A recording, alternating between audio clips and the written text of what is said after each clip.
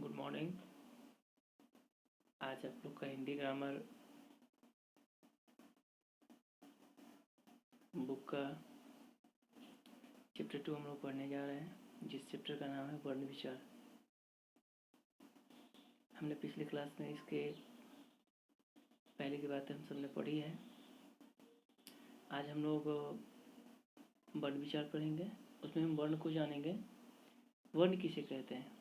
तो वर्ण वह छोटी से छोटी ध्वनि जिसके और टुकड़े नहीं हो सकते वर्ण कहलाते हैं। जैसे प हलंत, अ, जोड़ र, जोड़ ई, जोड़ व हलंत, जोड़ आ, जोड़ र, जोड़ अ। इसको भी मिलने से बनता है परिवार। लेकिन हमने भी जस्ट बताया कि वर्ण जो है वह छोटी छोटी इकाई है जिसके खंड या टुकड़े नहीं किए जा सकते। ऐसे आपको पिछली क्लास में मैंने बताया था कि वर्ण को क्या कहते हैं? अक्षर भी कहते हैं, ठीक ना। दूसरा है वर्णमाला। वर्णों के निश्चित क्रम में लिखना ही वर्णमाला कहलाता है। और इस वर्णमाला में सारे आ जाते हैं आपके। पहले स्वर है जिसे अ से औ तक पढ़ते हैं, इसकी संख्या 11 है, आप सबको पता है। दूसरा है व्यंजन, क से ह तक, जिसकी संख्या 33 है।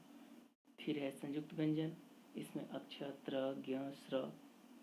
फिर अन्य स्वर में आ जाते हैं आ के ऊपर जो है आधा मात्रा लगा हुआ है। अगला है अन्य व्यंजन, जिसको ज पढ़ते हैं, र पढ़ते हैं, ढ पढ़ते हैं, फ पढ़ते हैं। और फिर आता है आयोगवा, जिसमें अंग, चंद्रबिंदु और विसर्ग। इसकी चर्चा हम लोग आगे करेंगे आज ही। तीसरा है वर्ण के भेद। वर्ण के प्राय हम सब समझते थे 2 भेद होते हैं, लेकिन वर्ण के 3 भेद हमको पढ़ना है। जिसमें पहला है स्वर वर्ण। ऐसे वर्ण जिनका उच्चारण स्वतंत्र रूप से होता है स्वर वर्ण कहलाते हैं। स्वर के 3 भेद होते हैं। ह्रस्व स्वर, जिन स्वरों को बोलने में सबसे कम समय का लगता है उन्हें ह्रस्व स्वर कहते हैं। इसकी संख्या 4 है, जैसे अ, इ, उ, री। यहाँ तक किसी को दिक्कत भी है? समझ में आ रहा होगा ना सबका? चूँकि रिवाइज हो रहा है, आपने पिछली कक्षाओं में इन चीज़ों को भी पढ़ा था, ठीक ना। आगे हम लोग पढ़ते हैं व्यंजन वर्ण के दूसरे भेद हैं ह्रस्व स्वर, जिन स्वरों को बोलने में सबसे कम समय लगता है। दूसरे स्वर के भेद हैं आपके दीर्घ स्वर। जिन स्वरों के बोलने में ह्रस्व स्वर से 2 गुना समय लगता है उन्हें दीर्घ स्वर कहते हैं। जैसे आ, ई, पर यू की मात्रा, ए, ओ, औ। ठीक है। अब तीसरा है स्वर के भेद प्लुत स्वर। जिन स्वरों को बोलने में ह्रस्व स्वरों से 3 गुना समय लगता है उन्हें क्या कहते हैं? प्लुत स्वर कहते हैं। जैसे ओम, काकी आदि। यहाँ तक कोई दिक्कत? अब है मात्रा। प्रत्येक स्वर की एक निश्चित चिन्ह होता है, इसी चिन्ह को हम लोग मात्रा कहते हैं। जो आपने पिछले क्लास में मैंने बताया था अ की कोई मात्रा नहीं होती है। आ, ई, उ, री, ए, ओ, औ। मात्रा बताए थे ना। अब है अगला है व्यंजन। जिन वर्णों का उच्चारण स्वरों की सहायता से किया जाता है उन्हें व्यंजन कहते हैं। व्यंजन वर्ण के 3 भेद होते हैं। पहला है स्पर्श व्यंजन। जिन व्यंजनों का उच्चारण करते समय मुंह से हवा, कंठ, तालु, मूर्धा, दांत या होठों के स्पर्श करके बाहर आती है उन्हें स्पर्श व्यंजन कहते हैं। क से म तक स्पर्श व्यंजन होते हैं। आप इसको उच्चारण करोगे तो देखोगे कि मुंह से जब हवा है कभी कंठ में टकराती है, कभी तालू में, कभी मूर्धा में, कभी दांत में या कभी होठों पे। अगला है अंतस्थ व्यंजन।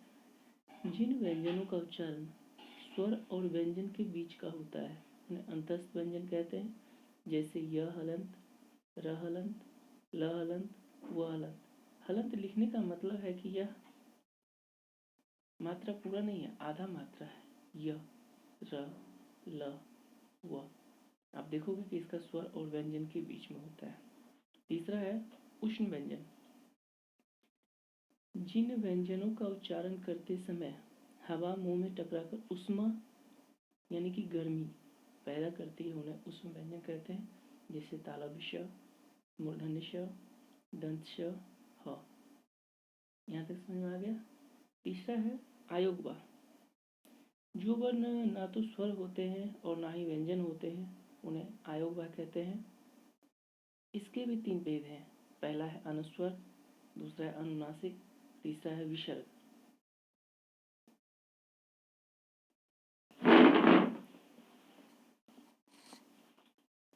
ठीक है। अनुस्वर जो है ये आपके यहाँ पे मात्रा जो होता है ये व्यंजन के ऊपर लगाया जाता है। अनुस्वर का मात्रा कहाँ लगाया जाता है? व्यंजन के ऊपर। यानी कि हम कह सकते हैं कि अनुस्वर का प्रयोग शिरोरेखा के ऊपर यानी कि बिंदु के रूप में होता है। इसका उच्चारण कहाँ से होता है, किसी को पता? नाक से इसका उच्चारण होता है, जैसे पलंग, शंख, कंबल, अंचल, कंगन आदि। दूसरा है अनुनासिक। इसका प्रयोग व्यंजन के ऊपर किया जाता है। इसे हम दूसरा नाम चंद्रबिंदु भी कहते हैं। इसका उच्चारण नाक और मुंह से होता है। चंद्रबिंदु का उच्चारण कहाँ से होता है? नाक और मुंह से होता है, जैसे गांव, चांद, छांव, चांदनी आदि। इसका तीसरा भेद है विसर्ग।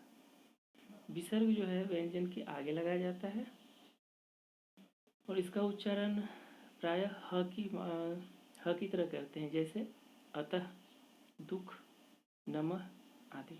ठीक है, आज की क्लास यहीं तक। हम लोग अगले क्लास में संधि पढ़ेंगे और इसको आप अच्छे से सुन के 1 बार 2 बार 3 बार अच्छे से पहले सुन लेना है, उसके बाद इसको प्रैक्टिस करना है। अभी मैं केवल वीडियो भेजने के बाद आप इसको 2 बार 3 बार अच्छे से सुनेंगे और जो भी कहीं तक समस्या आएगी वो हमसे पूछ सकते हैं। ठीक है, धन्यवाद। आप लोग घर पे रहिए, स्वस्थ रहिए, मन लगा कर पढ़ाई कीजिए। धन्यवाद।